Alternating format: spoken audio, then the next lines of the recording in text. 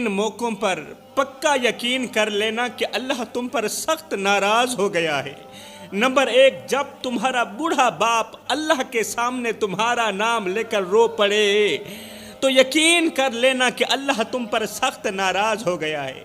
جب تمہارا بوڑھا باپ اللہ کے حضور شکوہ کرنے لگے، فریادیں کرنے لگے کہ یا اللہ 5 بیٹوں کے ہوتے ہوئے بھی دیکھ میرا کوئی نہیں ہے، 5 بیٹوں کے ہوتے ہوئے بھی دیکھ میں اکیلا ہوں، میرا کوئی نہیں ہے، یا اللہ یہ وہی بیٹے ہیں جن کے لیے میں نے اپنی جوانی برباد کر ڈالی، ان کے پیٹ بھرنے کے لیے میں نے کئی رات خالی پیٹ گزارے، مگر آج میں بھوکا سوتا ہوں، میرے بیٹے بچا ہوا کھانا روڑی پر پھینک دیتے ہیں، وہ ایک بار بھی نہیں سوچتے کہ ایک بوڑھا باپ بھی کسی خالی تھالی کو تک رہا ہے، ایک بوڑھا باپ بھی کسی اندھیرے کمرے میں چپ چاپ پڑا اپنے نصیب کو رو رہا ہے، جو اس وقت اپنے ہی گھر میں اجنبی بن چکا ہے۔ یا اللہ کیا باپ ہونا جرم ہے؟ کیا بڑھاپے میں اولاد کے سہارے کی امید کرنا کوئی گناہ ہے؟ جوانو، جس باپ نے تمہیں دعاؤں میں مانگا تھا اگر وہی باپ بد دعا دے دے تو قسم ہے خدا کی اللہ کی زمین تمہارے لیے تنگ ہو جائے گی۔ اگر وہی بوڑھا باپ تمہارے لیے بد دعا کے لیے ہاتھ اٹھا دے، خدا کی زمین تمہارے لیے تنگ ہو جائے گی۔ خدا را کبھی اتنے بے حس نہ بن جانا کہ تمہارا بوڑھا باپ تمہاری آواز سننے کے لیے ترستا رہے اور تم کسی اور دنیا میں مصروف رہو۔ اپنے بوڑھے باپ کو اتنا مت ستاؤ کہ وہ اللہ کے سامنے تمہارا نام لے کر رو پڑے۔ خدا پاک کی عزت کی قسم، اگر وہ اللہ کے سامنے اللہ کے حضور تمہارا نام لے کر رو پڑا تو یاد رکھنا تمہارے لیے بہت بڑا مسئلہ بن جائے گا، تمہاری دولت، تمہاری شہرت، تمہاری عزت سب خاک میں مل جائے گی۔ پھر تم ایسے بے سکون رہو گے کہ ہنسی کی محفلوں میں بیٹھ کر بھی اندر سے ٹوٹے رہو گے، راتوں کو نرم بستر پر لیٹ کر بھی تمہیں سکون کی نیند نہیں آئے گی، نیند کے لیے ترسو گے، کروٹیں بدلتے رہو گے مگر چین نہیں آئے گا، دعا کے لیے جھولیاں اٹھاؤ گے، ہاتھ اٹھاؤ گے مگر آسمان سے کوئی جواب نہیں آئے گا۔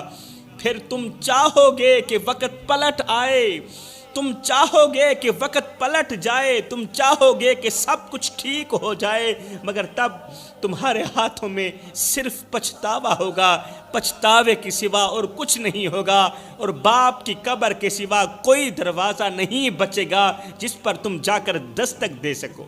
تو فرمایا 3 موقعوں پر پکا یقین کر لینا، پکا یقین کر لینا کہ اللہ تم پر سخت ناراض ہو گیا ہے۔ وہ کون سے 3 موقع؟ نمبر 1 میں تمہیں بتا چکا ہوں۔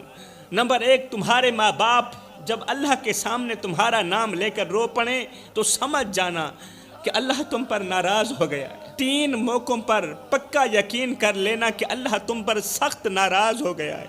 نمبر 1، جب تمہارے ماں باپ اللہ کے حضور تمہارا نام لے کر رو پڑیں، سجدوں کے دوران، دعاؤں کے دوران تمہارا نام لے کر رو پڑیں تو سمجھ جانا اللہ تم پر سخت ناراض ہو گیا ہے۔ نمبر 2، جب کسی کو دکھ دے کر خوشی محسوس ہونے لگے تو یاد رکھنا اللہ تم پر سخت ناراض ہو گیا ہے۔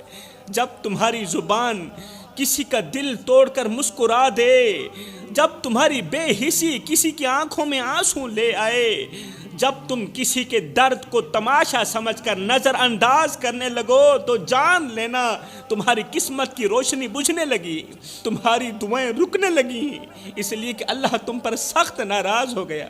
ایک دن ایک دکھی انسان آنکھوں میں آنسو لیے ایک اللہ والے کے پاس گیا، ایک فقیر کے پاس گیا۔ اس دکھی انسان کا چہرہ غم سے بالکل نڈھال تھا، آنکھیں سرخ ہو چکی تھیں اور چہرے پر دنیا بھر کی بے بسی لکھی جا چکی تھی۔ وہ دکھی انسان لرزتی آواز میں بولا، بابا جی میں برباد ہو گیا ہوں، بابا جی میرے دل کا سکون چھن گیا ہے، میرا رزق ختم ہو گیا ہے، میری دعائیں قبول نہیں ہو رہی، میں محنت کرتا ہوں مگر کامیابی میرے قریب نہیں آتی، ہر طرف اندھیرا ہی اندھیرا ہے، ہر راستہ بند نظر آ رہا ہے، آخر میرا کیا قصور ہے؟ آخر میرا قصور تو بتا دو۔ اللہ والے نے اس دکھی انسان کی روداد سنی، اس کے درد سنے، پھر اس کی طرف دیکھا، پھر آہستہ سے پوچھا، بیٹا تو نے کبھی کسی کی بد دعا تو نہیں لی؟ بیٹا تیرا سکون ختم ہو گیا ہے، تیرا دل بے چین رہتا ہے، تیرا دل بے قرار رہتا ہے، مجھے ایک بات تو بتا، تو نے کبھی کسی کی بد دعا تو نہیں لی؟ یہ سنتے ہی وہ آدمی چونک گیا، سوچتے سوچتے پھر دھیرے سے آہستہ سے بولا، بابا جی میں نے کبھی کسی کا حق نہیں مارا، میں نے کبھی کسی پر ظلم نہیں کیا، میں نے کسی کا برا نہیں چاہا، کبھی بھی کسی کا دل نہیں دکھایا۔ اللہ والے نے کچھ دیر خاموشی اختیار کی۔ جب اس نے کہا نا کہ میں نے کبھی کسی کا دل نہیں دکھایا، کبھی کسی کو پریشان نہیں کیا، کبھی کسی کو درد نہیں دیا، کبھی کسی کی عزت والی پگڑی خاک میں نہیں ملائی، یہ سن کر اللہ والا کچھ دیر کے لیے خاموش ہو گیا، خاموشی اختیار کی۔ خاموشی کے بعد پھر نرمی سے بولا، کیا تمہارے ماں باپ زندہ ہیں؟ او دکھی انسان، دکھ کی دلدل میں، مصیبتوں کی دلدل میں، پریشانیوں کی دلدل میں پھنسنے والے نوجوان، ایک بات تو بتا، کیا تمہارے ماں باپ زندہ ہیں؟ یہ سنتے ہی اس دکھی انسان کی آنکھوں میں آنسو آ گئے، آنسو آ گئے، اس کا گلا خشک ہو گیا، وہ کانپتی ہوئی آواز میں بولا، بابا جی میرے والد تھے، جب میرے والد زندہ تھے اس وقت میں اپنی دنیا میں اتنا مگن رہا کہ میں نے والد کا حال بھی پوچھنا گوارا نہ کیا، میرے پاس وقت ہی نہیں تھا۔ میرے والد تھے مگر میں اپنی دنیا میں اتنا مگن رہا، میں نے کبھی ان کا حال بھی نہ پوچھا۔ وہ آخری وقت تک دروازے پر بیٹھ کر میری راہ تکتے رہے، مگر میں دنیا میں مصروف تھا، میں پیسہ کمانے کے چکروں میں مصروف تھا، میں ماں باپ کے پاس نہ جا سکا، اور ایک دن وہ دنیا سے چلے گئے، میں ان کی خدمت نہ کر سکا، میں ماں باپ کو وقت نہ دے سکا۔ خدا را میرے بھائیو، زندگی میں کبھی فرصت ملے، کبھی وقت ملے، کبھی ٹائم ملے تو اپنے بوڑھے والدین کے ساتھ بیٹھ جایا کرو، ان سے ان کا حال چال پوچھ لیا کرو۔ قسم ہے اللہ پاک کی، قیامت کے دن بوڑھے والدین کے ساتھ گزرا وقت تمہاری بخشش کا ذریعہ بنے گا، تمہاری نجات کا ذریعہ بنے گا۔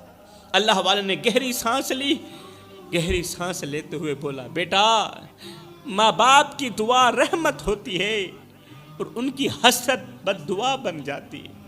ماں باپ کی جو دعا ہوتی ہے نا جیتے جی وہ رحمت ہوتی ہے، مگر بعد میں ان کی حسرت کہ کاش میں ان کی خدمت کر سکتا، کاش ان کی خدمت وقت پر کر لیتا، کاش کہ ان کے دکھ سن لیتا، ان کے درد سن لیتا، ان کے پیر دبا لیتا، ان کی نوکری کر لیتا۔ اور یہ جو کاش ہے نا، یہ جو حسرت ہے نا، یہ بعد میں بد دعا بن جاتی ہے۔ تیرے باپ نے تجھے کبھی بد دعا نہیں دی ہوگی، مان لیا، مگر ان کی خاموش حسرت نے آسمانوں کو ہلا دیا ہوگا۔ جب تو سال سال، دو سال ماں باپ کو چہرہ نہیں دکھاتا ہوگا نا، وہ راتوں کی تنہائیوں کو گلے لگا لگا کر روتے ہوں گے۔ تیرے جیتے جی تیرے ماں باپ کے کان تیری آواز سننے کے لیے ترستے رہے، ان کی آنکھیں تجھے دیکھنے کے لیے ترستی رہی۔ تیرے باپ نے تجھے کبھی بد دعا تو نہیں دی، مان لیا نہیں دی ہوگی، مگر ان کی خاموش حسرت نے آسمانوں کو ہلا دیا ہوگا۔ ان کی تنہائی کے آنسو، ماں باپ کی تنہائی کے آنسو زمین نے جذب کر دیا ہوگا۔ اور یہی وہ وجہ ہے کہ آج تم بے سکون ہو۔ کیوں بے سکون ہو؟ اس لیے کہ والدین کے جیتے جی تم ان کی خدمت کر کے ان سے دعائیں نہ لے سکے، ان کو وقت نہ دے سکے، اس لیے تو آج تم پریشان ہو، آج تم بے سکون ہو، تمہیں دنیا کی کوئی نعمت خوشی نہیں دے رہی۔ بیٹا تمہارے پاس دنیا کی ساری دولت آ جائے، بڑی سی بڑی دولت اکٹھی کر لو، مال اکٹھا کر لو، پھر بھی راتوں کو کروٹیں بدلتی رہیں گی۔ کتنے لوگ ہیں دنیا میں، مال بھی ہے، دولت بھی ہے، پیسہ بھی ہے، سب کچھ ہے، دنیا کی ہر ایک نعمت موجود ہے، مگر ایک نعمت نہیں، وہ نعمت ہے سکون۔ سکون نہیں، راتوں کو کروٹیں بدلتی رہتی ہیں، نیند نہیں آتی، دل بے چین رہتا ہے، دل بے قرار رہتا ہے، اس لیے کہ انہوں نے ماں باپ کے جیتے جی ان کی خدمت نہیں کی ہوتی، ان سے دعائیں نہیں لی ہوتی۔ دکھی انسان بابا جی کے قدموں میں گر گیا اور روتے ہوئے بولا، بابا جی بتاؤ اب میں کیا کروں، مجھے سکون کیسے ملے گا؟ میرے ماں باپ مر گئے ہیں، کاش آج وہ زندہ ہوتے، میں ان کی نوکری کرتا، ان کی خدمت کرتا۔ بابا مجھے بتا میں کیا کروں، مجھے کیسے سکون ملے گا؟ بابا جی نے اس کے سر پر ہاتھ رکھا اور کہا، بیٹا اگر سکون چاہتے ہو تو باپ کی قبر پر جا کر ان سے معافی مانگو، معافی مانگو باپ کی قبر پر جا کر، باپ کے لیے دعائیں کرو، ان کے نام پر صدقے دو، خیرات کرو، یتیموں مسکینوں کے سر پر شفقت بھرا ہاتھ رکھو، باپ کے نام پر غریبوں کی مدد کرو، غریبوں کو کھانا کھلاؤ، اور سب سے بڑھ کر کسی کو دکھ نہ دو، کسی کو درد نہ دو، کسی کی آنکھوں سے آنسو نہ نکالو۔ وہ آدمی روتا ہوا بابا جی کے پاس سے اٹھا، گھر کی طرف روانہ ہوا، مگر آج پہلی بار اس کے دل میں سکون کا ایک ہلکا سا احساس پیدا ہوا، شاید باپ کی قبر پر جا کر اس کا پچھتاوا کم ہو جائے، شاید باپ کی قبر پر جا کر وہ اپنی روح کے زخموں پر مرہم رکھ سکے۔ آج کے معاشرے کی سب سے بڑی کڑوی حقیقت یہ ہے کہ یہاں رشتے صرف مفاد کے محتاج بن چکے ہیں، مفاد کے محتاج بن چکے ہیں۔ یہاں تعلقات کا معیار صرف دولت اور حیثیت بن چکا ہے۔ یہاں سچ بولنے والا تنہا رہ جاتا ہے اور منافق لوگ عزت دار کہلاتے ہیں۔ یہاں بیٹا ماں باپ کے لیے وقت نکالنا بوجھ سمجھتا ہے، مگر دوستوں کے ساتھ راتیں جاگنا عیاشی سمجھتا ہے۔ یہاں باپ کی دعائیں بوجھ لگتی ہیں، مگر کسی اجنبی کی واہ واہ کے لیے سب کچھ قربان کر دیا جاتا ہے۔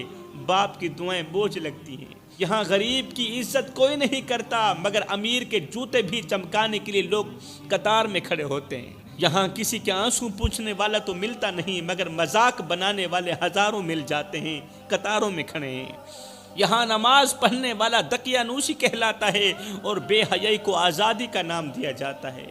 یہاں لوگ جنازے میں شرکت تو کرتے ہیں، مگر مرنے والے کی زندگی میں اس کا حال تک پوچھنا گوارا نہیں کرتے۔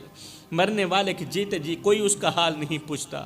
یہاں جب تک ماں باپ زندہ ہوتے ہیں تب تک ان کے قدموں کی خاک کو حقیر سمجھا جاتا ہے، اور جب وہ دنیا سے چلے جاتے ہیں تب انہی قدموں کی مٹی کو آنکھوں سے لگانے کے لیے لوگ تڑپتے ہیں۔ یہاں وقت پر قدر نہیں کی جاتی، بس پچھتاوے رہ جاتے ہیں۔